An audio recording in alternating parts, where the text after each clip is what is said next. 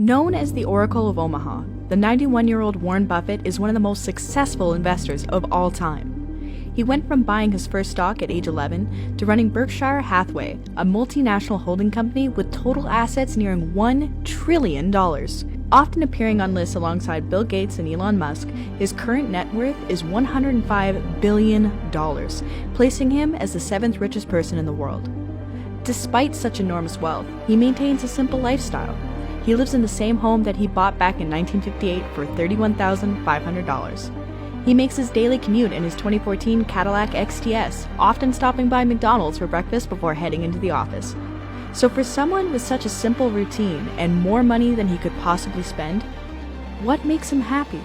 Owning 5 homes doesn't mean anything to me because I can be happy in one home, and there's a certain amount of things that go wrong with everything. And if I got 2 homes, I know I've got more problems and I don't have more happiness. I would have to be honestly say that what makes me happiest is what I'm doing. Allocating I capital. enjoy 2 things about it. One, I know I'll win over time. That doesn't mean I'll beat everybody else or anything like that, but I mean, the game is very, very, very easy if you have the right lessons in your mind about what you're buying. I'm not buying stocks. I'm buying pieces of overwhelmingly American business. And I'm happy when that's happy. I'm happy when stocks are going down. I'm happier when stocks are going down because I can buy more of them for the same amount of money. I'd be happy if I was a farmer. I'd want farmland to go down so I could buy more acreage.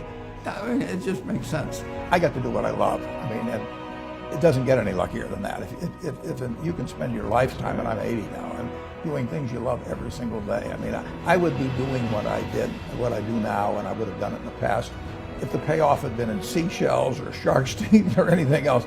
If you can go to work every morning, I tap dance to work, and I come down and every day's exciting. So that is lucky. I mean, that didn't have to happen that way. If I'd been born in 1930, if I'd been born a female, if I'd been born black, I would not have had the same opportunities that I had. I mean, it's just a chance. I mean, my parents loved my sisters just as much as they loved me. My sisters are just as smarter than I am and all of that, but they didn't have the same expectations in the 30s for a young smart girl as they had for a young smart guy. And so I've had all kinds of luck. I had the luck of, I got turned down by Harvard. Well, getting turned down by Harvard, then I got to study under Ben Graham at Columbia, which changed my life. All kinds of things have worked out. So I just hope I stay lucky. I've been lucky for 80 years. Accumulating such a large net worth doesn't happen if you're average at what you do. Clearly, Warren Buffett is at the top of the investing game. Here's some of his best investing advice.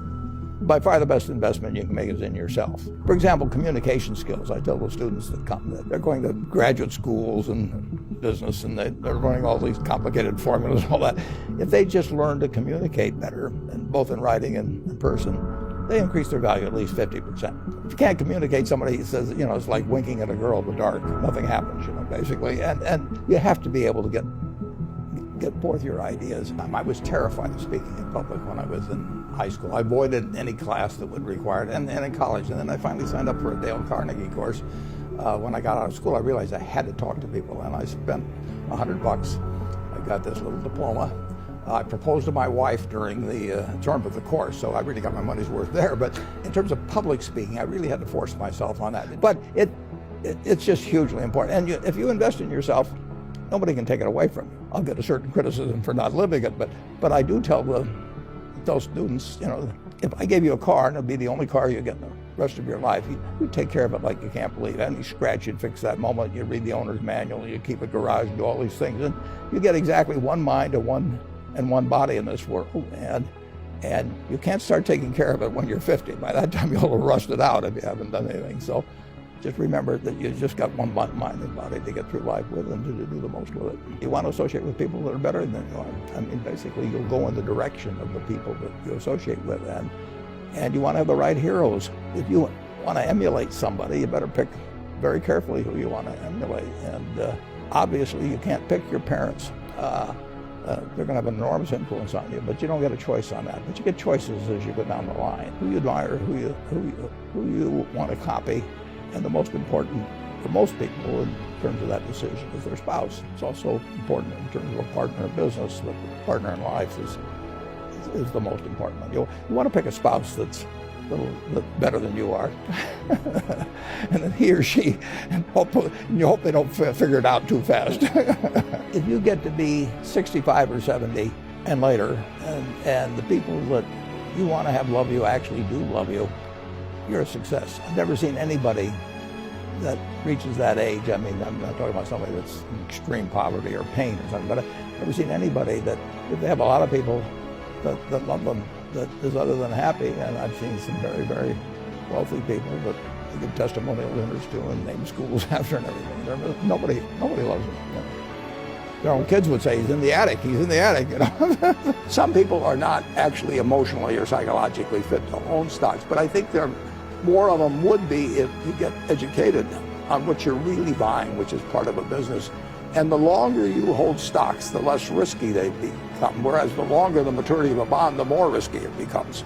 You know, you're $1 million asset. I would pay you $100,000 to the MBAs for 10% of the earnings for the rest of your life. So that makes you $1 million asset. Now, if you can do something to increase that value 50%, if you can learn to communicate better verbally or in written form, and you become 50% more, that's $500,000 just by improving yourself. I mean, nobody can take that away from you. And so I urge everybody, you know, when they talk to them in high school about this and colleges, just develop the habits. You've got the brain power, you've got the energy, but develop the habits of success and look around you at the people that you admire, you know, and list what makes you admire them compared to somebody else that looks equally strong or equally talented. And those are things that you can do. I mean, just write them down. And you know, people like people that they like them if they're humorous and they're friendly, if they give credit to the other fellow. I mean, and they don't like them if they're stingy, you know, or they overstate and overpromise and all those sort of things. Well, that's a decision you make. So I encourage everybody to build your own moat around yourself.